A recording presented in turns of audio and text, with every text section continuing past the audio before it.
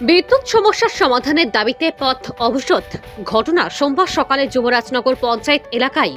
মূলত বিদ্যুৎ যন্ত্রণায় অতিষ্ঠ হয়ে বাধ্য হয়ে যুবরাজনগর গ্রাম পঞ্চায়েতের ১ নং ওয়ার্ডের জনগণ বিদ্যুতের দাবিতে পথে নামেন। সকাল 10টা থেকে শুরু হয় পথ অবরোধ, চলে দুপুর 2টা পর্যন্ত।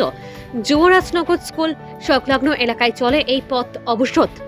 অবরোধকারীরা জানান, এলাকার বিগত 1 মাস যাবৎ বিদ্যুতের প্রবল সমস্যা। একে তো ঘন ঘন বিদ্যুৎ বিভ্রাট, তার উপর রাতের বেলা লো ভোল্টেজ। বর্তমানে দাবদাহে বাড়িঘরে থাকা দুষ্কর হয়ে দাঁড়িয়েছে। তাদের সমস্যার কথা বিদ্যুৎ দপ্তরের কর্মীদের বলে বলে ক্লান্ত তারা, তাই এক প্রকার নিরুপায় হয়েই এই পথ অবরোধে বসেন তারা।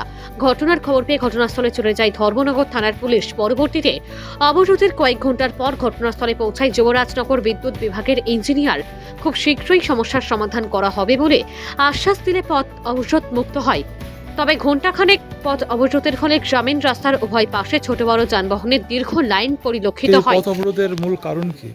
পথ অবরোধের মূল কারণ হলো আমরা দীর্ঘদিন থেকে কারেন্ট নিয়ে আমরা যুবরাজনগরবাসী প্রতিদিন রাত্রে 6টা থেকে 7টার ভিতরে লাইন লো ভোল্টেজ থাকে।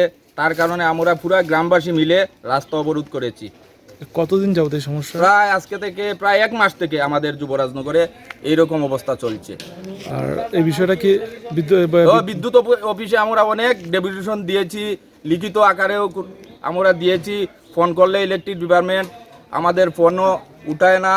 তারপরে আমাদেরকে ফোন করে ওনারা বলে আমরা নিজেই লাইনটা ঠিক করে নেবার জন্য। এবং আমাদের গ্রামে 2 জন রয়েছেন, আমাদের বাবু ভাই, উনি প্রায় দিন রাত্রে আমাদেরকে সঙ্গে নিয়ে লাইনে কাজ করে আমাদেরকে লাইন দেওয়া হয়। তারপরে আবার 1 ঘন্টার পরে লাইন চলে যায়। তার জন্য আমরা গ্রামবাসী মিলে সবাই একত্রিতভাবে হয়ে আমরা রাস্তা অবরোধ করেছি। এই বিষয়টা আপনারা এলাকার মেম্বার কিংবা প্রধানকে জানিয়েছেন? মেম্বার প্রধান সবাইকে আমরা জানিয়েছি।